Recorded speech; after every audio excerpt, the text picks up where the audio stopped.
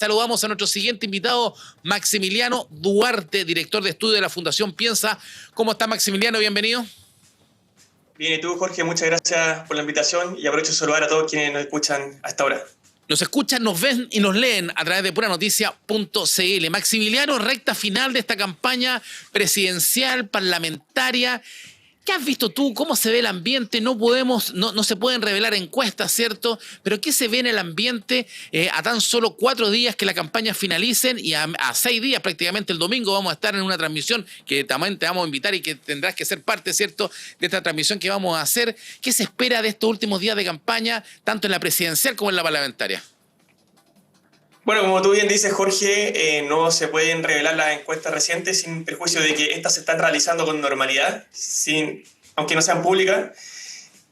Uno ve tendencias que yo creo que ya son más o menos claras. Uno podría en la presidencial dividir 4 franjas, por así decirlo. Primero, tenemos que partir de la base de que ningún candidato va a sacar algo así como 40%, 35%. Todos los estudios indican que si uno ve la candidatura de Janet Jara, por ejemplo, uno esperaría una votación cercana entre el 25 y el 30%. Exacto. Tenemos una primera franja, ¿no? 25-30%, y Jara juega sola en esa franja. Luego hay una segunda franja que... Sería, bajo ese aspecto, Maximiliano, sería bastante sorpresivo, ¿cierto? Por ejemplo, que Janet Jara superara el 35% en primera vuelta. No, sí, eso sería... no está en ningún radar un número semejante. Lo máximo que ha marcado la encuesta históricamente es alrededor de 31 puntos. Entonces, 4 puntos adicionales sería, digamos, un gran empujón a la candidatura de Jara de cara a una segunda vuelta que se le viene bien difícil.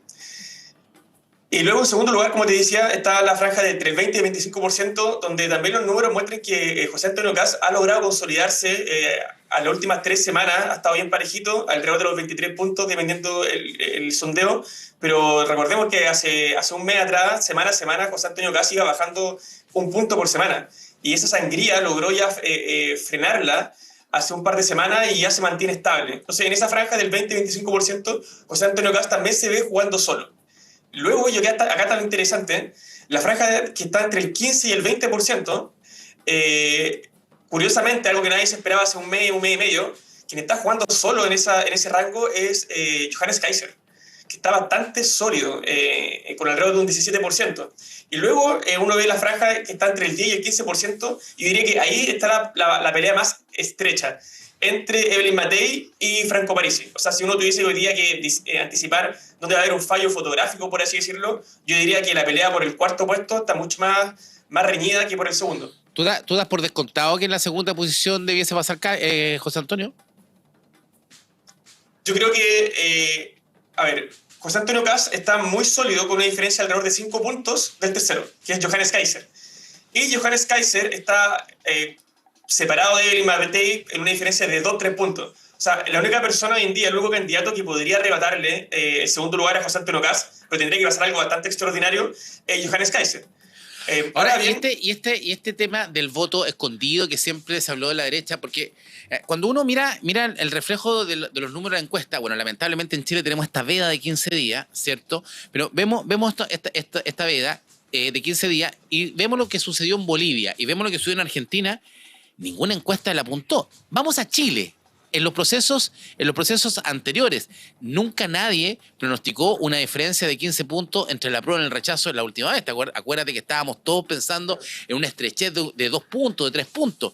Entonces, ¿podría existir la posibilidad que efectivamente a lo mejor una Evelyn Matei o un Franco Parisi, que hoy día estarían en los rangos del 10 a 15%, podrían dar una sorpresa y destronar a un Johannes Kaiser y a un José Antonio Kast?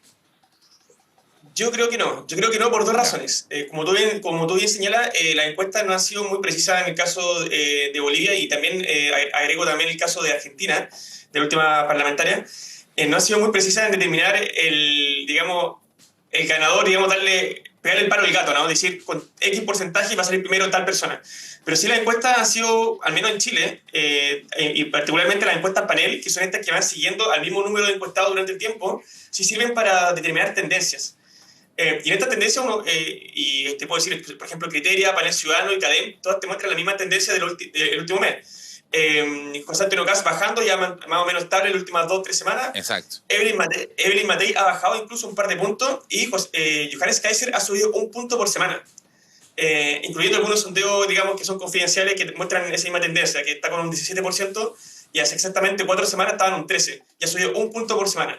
O sea, cuando uno ve la tendencia, la única sorpresa que podría existir, a mi juicio, si uno ve con la información que tiene de hoy, es que Johannes Kaiser podría arrebatarle a José Antonio Caz el segundo lugar. Esa sería la gran sorpresa, ¿no? ¿Sería relevante, por ejemplo, lo que pase en el debate de Anatel hoy en la noche? ¿Tú crees que el debate de este lunes podría gravitar justamente eso que estamos hablando, de que algo pase? ¿Puede que pase algo hoy día en el debate que podría marcar una tendencia favorable a Kaiser sobre Caz? Yo creo que sí, puede pasar algo que beneficie a Kaiser. De hecho, hay algunos estudios que muestran el impacto en redes sociales de publicaciones, por ejemplo, Instagram, Facebook, etc. Y la noticia que tuvo mayor impacto la semana pasada es el cruce que hubo en el debate de Archie entre Artés y Kaiser. O sea, Kaiser está en la noticia más viralizada de la última semana. La segunda más viralizada, en Instagram al menos, fue una de Evelyn Matei, una de José Antonio Neme, hablando respecto a la campaña de Evelyn Matei, que fue bien polémica con este reggaetón, ¿te acuerdas? Sí. Que apareció, que fue muy polémico. Pero era un viral que quizás no le juega muy a favor a la candidatura de Evelyn Matei, porque era bastante crítico. Pero uno ve que claramente que se está viralizando más la última semana y está en los primeros puestos en sus intervenciones es Johannes Kaiser. Entonces, claro, uno podría pensar que en el debate de hoy la última nave la va a quemar Kaiser. Incluso uno puede ver que la última semana ha intensificado su discurso, lo cual es bastante curioso porque hay una receta que le estaba funcionando bien a 1 punto por semana y uno podría pensar que era incluso necesario radicalizar aún más el discurso en la fase final. Pero yo creo que si que uno puede ver quién va a jugársela hoy, va a ser definitivamente Johannes Kaiser, porque Janet Jara, como te comentaba delante, y José Antonio Caz están en un, digamos, relativamente cómodo primer y segundo lugar, y muy probablemente hoy día en el debate de las 9 no van a arriesgar mucho, van a jugar más. Ahora, si llegase a pasar Kaiser a una segunda vuelta, yo efectivamente, Maximiliano, lo perdí, lo veo ahí. Si llegase a pasar justamente Johannes Kaiser a segunda vuelta, no sé por qué me tinca que Janet Jara tendría más posibilidades. De todas maneras, todos los estudios muestran que en los escenarios de segunda vuelta los más competitivos son por lejos Evelyn Matei y José Antonio Caz, en una diferencia que, digamos, claro, le sacan más, hace un mes le sacaban 10 puntos, hoy en día le sacan 13, 14 puntos de diferencia. Exacto. O sea, ahora, Maximiliano, ganarían por goleada. Exacto, sí, Kaiser sería la figura más débil de derecha ante Janet Jara. Cuando vimos a José Antonio Caz acá en la región, en Viña del Mar, y ya que tocaste el tema de las redes sociales, las viralizaciones, nos llamó muy profundamente la atención este vidrio, ¿cierto? Este vidrio supuestamente blindado, porque no sabemos si era blindado. Show, parafernalia de Caz, es parte de la campaña. Mucha gente decía, cuando hay gente que siente miedo y ve este tipo de acciones, siente aún más miedo, ¿cierto? Y le genera más seguridad.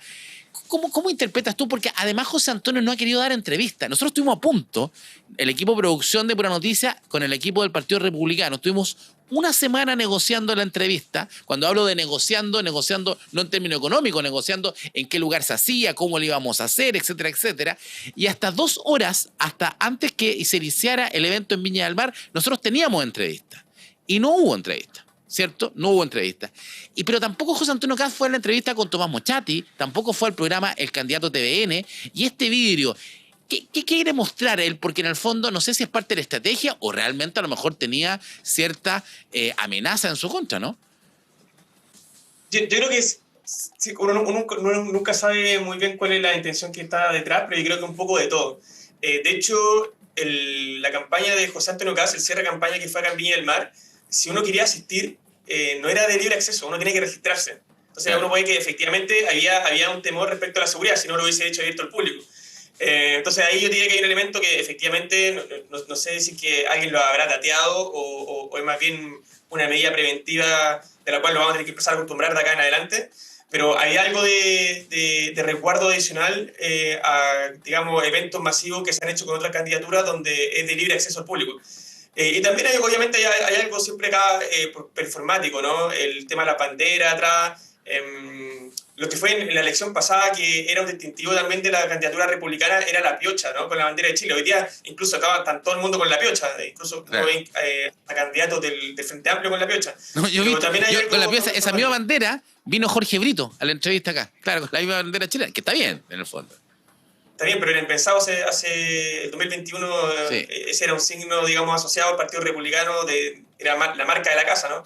Hoy día es algo distinto y, como tú dices, en buena hora ya la bandera chilena ocupa el lugar que le corresponde. Bueno, este podio antibalas, cierto que ahí vemos en la imagen, le contamos a todos nuestros auditores que nos escuchan por la radio, no fue una recomendación de Carabineros, ¿ah? No fue, era parte del show y la parafernalia que quería mostrar José Antonio Kast. Vamos a la localía, Maxi, porque Maximiliano, estamos con Maximiliano Duarte, director de estudio de la Fundación Piensa. Maximiliano, la localía, ¿cómo se viene? Senatorial parece ya definitivo 3-2 la derecha, o tiene alguna posibilidad a la izquierda de mantener los 3 escaños en la carrera del Senado. No, yo creo que un 3-2 debe ser el resultado natural, porque tampoco hay un candidato que sea incumbente que pueda agarrar votos.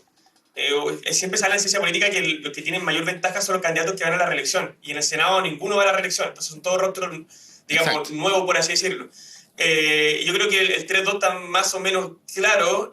Lo que hay mayor, digamos, certidumbre es quién sería el segundo cupo. Uno va para republicano, de todas maneras, Arturo Esquella, que el hombre fuerte, el brazo derecho, José Antonio Kast. Por otro lado, hay una batalla muy reñida entre Andrés Longton y Camila Flores. Y acá esto es bien curioso, porque en esa batalla bien reñida, no es que, siendo los dos candidatos más competitivos, vayan los dos a ocupar el segundo y tercer puesto, porque van en el mismo subpacto, los dos son de Renovación Nacional. Entonces, si ambos quisieran entrar al segundo y tercer lugar, el segundo y tercer escaño, tendrían que la suma de los dos votos doblar los votos de la UDI. Entonces, acá aparece también un protagonista inesperado, que es María José Hoffman, que se ve beneficiado, por un lado, porque RN lleva muchos votos a la lista general Chile Vamos, pero también ella tiene que esperar a que la suma de los votos de Camila Flores y Andrés Longton no doble la UDI, y si se da ese escenario, que no es difícil, incluso María José Hoffman, con menos votos que Camila Flores y con menos votos que Andrés Longton, podría ocupar ese tercer escaño en disputa.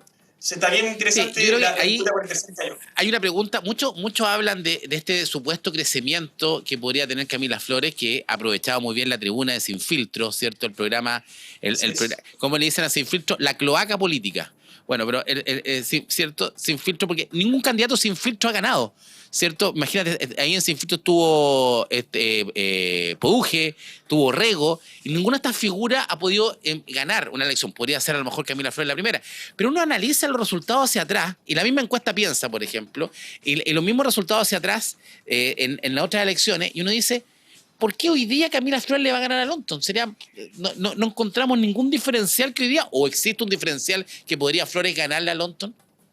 Sí, mira, yo pienso que, como tú dices, que uno apelara solamente al voto de Chile Vamos, yo te diría que ahí está mucho más sólido Andrés Longton. Lo que pasa es que Camila Flores no está disputando ese electorado. Yo creo que Camila Flores lo que está haciendo le está quitando votos a Arturo Esquella. Ese es el fenómeno que uno ve últimamente. Entonces, los votos de Camila Flores son una mezcla entre republicanos, como tú bien dices, en Sin Filtro, esta exacerbación del lenguaje político le trae más réditos con electores que están más a la derecha. Entonces yo diría que la suma de votos de Camila Flores está bien repartida entre algunos votos. Y también en los sectores... Claro. Y también en los sectores más populares, ¿no, Maximiliano? Uno entiende, por ejemplo, que los sectores más populares tienen ese estilo de campaña, ¿cierto? Más confrontacional, como un C3D, ¿o no? Sí, yo también te diría que hay harto de eso, porque claro, el voto como uno ve, el ABC1, si uno lo pone en esos términos, es bastante más estratégico, racional, por así decirlo, pero es bastante más marginal. O sea, apostar al voto racional, voto útil, que se llama también, menos provechoso políticamente que apostar, digamos, al lenguaje más directo, más confrontacional, que, como tú bien dices, está bastante bien representado en el programa Sin Filtro y que apunta precisamente al votante que es más ideologizado y que está más allá del cerco, ¿no? A mí, en el tema de los candidatos de la izquierda, me llama poderosamente la atención, y lo miro con mucho respeto, por supuesto, pero con mucha sorpresa, que el Partido Socialista haya traído de candidato a José Miguel Insulza. A pesar de su edad, tiene 82 años, por ejemplo, no es un tema de edad, es un tema de conocimiento de la región, porque uno ve a Germán Correa, que va por la lista, que es mayor que Insulza, tiene 85 años, pero uno ve a Correa y ve a Insulza, y a Correa lo ve como atlético, como que yo me daría como cosa correr una maratón con Correa, porque yo creo que me gana. Pero en el caso de Insulza, bastante deteriorado, bastante bajo políticamente, y yo creo que eso también le entregó una ventaja a los otros candidatos a la izquierda, ¿no? Sí, bueno, ahí también lamentablemente el senador tiene un problema de salud, que no ha podido hacer mucha campaña en terreno, pero yo diría que sí, ha sido una campaña bastante austera, casi nadie lo ha visto, yo no lo he visto al menos en la zona. Y también tiene un problema esa candidatura porque el diputado que dice apalancarlo y ser el compañero de lista, que es Tomás de Rementería, está haciendo campaña con Carol Cariola. O sea, tú pasas por ahí en España, pasas por Salinas, por donde tú pases en la región, ves que las palomas, las pancartas, sale Tomás de Rementería junto a Carol Cariola. Claro. Hacen esta campaña juntos y digamos, si bien están en la misma lista, que van todo el oficialismo va juntos, uno hubiese esperado que los candidatos socialistas hubiesen hecho piño, ¿no? Y ir más en conjunto. ¿Cómo ocurre, por ejemplo, con Andrés Lonton y Celis, que van juntos, digamos, uno ve pancartas que están juntos, hacen campaña juntos? Eso no se ha dado en el caso de Insulza, y a mí me parece que, y yo te lo digo con todo el respeto que merece el senador, pero me parece más bien una candidatura testimonial. Exactamente. Yo creo que ahí está. Yo pensé que José Miguel Insulza podía haber aportado un poco más al debate, pero yo creo que justamente lo que tú dices bastante va en esa línea, una campaña testimonial. Maximiliano, nos queda una semana, ¿cierto?, de análisis. Te vamos a tener en la transmisión especial de este domingo, va a estar nuestro equipo de producción comentando, y vamos a estar atentos, y ojalá que nuestras proyecciones se vayan cumpliendo y veamos qué sorpresa nos depara esta verdadera encuesta que vamos a conocer el domingo 16 de noviembre. Pues solo un segundo, Jorge, para mencionar que bueno que estemos hablando también de diputados y senadores, porque esa es la gran disputa que está en un segundo plano con la presidencial, pero ojo con lo que va a pasar en la parlamentaria, que va a ser bien histórico. Muy probablemente la oposición tenga mayoría, pero incluso hay una opción, si bien más bien remota, pero opción de todas formas, de que la oposición incluso pueda lograr 4/7 en ambas cámaras. Exacto. Y eso implicaría hacer reformas constitucionales sin necesidad, digamos, de contar con votos del actual oficialismo. Se puede dar algo bien. Quizás la sorpresa no está en la presidencial, sino más bien en la parlamentaria. Bueno, el punto está que esos 4/7 se logren poner de acuerdo, porque en el fondo muchos de ellos van a ser republicanos y no sabemos cómo va a estar el diálogo republicano-Chile Vamos. Yo creo que es clave tener la capacidad de esa segunda vuelta, el que gane para segunda vuelta tenga la capacidad de unir a la derecha, porque lo decíamos, y volviendo a nuestro análisis inicial, así como le damos nosotros no mayor de 30-35 puntos a Janet Jara en primera vuelta, los 3 candidatos de derecha, o los 4 candidatos de derecha, podrían llegar a sumar fácilmente un 60-65% en primera vuelta, que de haberse puesto de acuerdo le hubiese dado el triunfo en primera vuelta a una derecha. Sí, claro, ahí está también la disputa por la hegemonía de la actual oposición. Por eso era muy ilusorio cuando uno escuchaba hace una semana que el exministro Mañalich pedía un acto de grandeza de algunos de los candidatos, básicamente diciéndole que alguno se baje, pero digamos las cartas están echadas. Es importante saber bien cómo queda bien parado Chile Vamos. Imagínate que un cuarto lugar de Evelyn Matei le resta fuerza, como tú mencionas, para esta negociación para la segunda vuelta. Exacto. Va a ser bien interesante también. Yo creo que lo más interesante, porque Chile Vamos tiene una ventaja que no tiene, por ejemplo, los nacionales libertarios, que la mitad del Senado, para acordarle a la gente, se elige, entonces la mitad del Senado es la que ya está con la elección de 2021, duran 8 años. Y en esa mitad del Senado que no se elige, que es inamovible en esta elección, Chile Vamos tiene mayoría, digamos, respecto al resto de la oposición. O sea, ya tiene un poder negociador considerable. Va a ser interesante lo que pase con el Nacional Libertario, que Johannes Kaiser, como dicen todos los sondeos, obtiene más de un 15%. La gran pregunta va a ser cuál es el precio de Johannes Kaiser para sumarse de lleno a una segunda vuelta con el resto de la oposición. ¿Seguirá jugando por su lado o se sumará a un proyecto común? ¿Y cuál va a ser ese proyecto común? Porque es bastante difícil también ver en qué podrían estar de acuerdo a día de hoy un programa entre el sector, digamos, más de Bópoli y Chile Vamos con el Nacional Libertario. Ese va a ser una trenza que va a ser bastante difícil de tejer para quien pase a segunda vuelta, ya sea José Antonio Cáceres, Matei o Johannes Kaiser. Exactamente. Bueno, completo análisis, Maximiliano, nos pasamos, así que estamos muy en línea. Muchas gracias por este contacto. Muchas gracias a ustedes, que estén bien. Maximiliano Duarte, director de estudio de la Fundación Piensa Cierto, pensando también lo que va a pasar durante esta semana. Semana completamente ansiosa para muchos candidatos, ¿no? ¿Usted está ansioso? ¿Usted, si una candidata, está ansiosa? ¿Cómo están acá? Se están metiendo colas.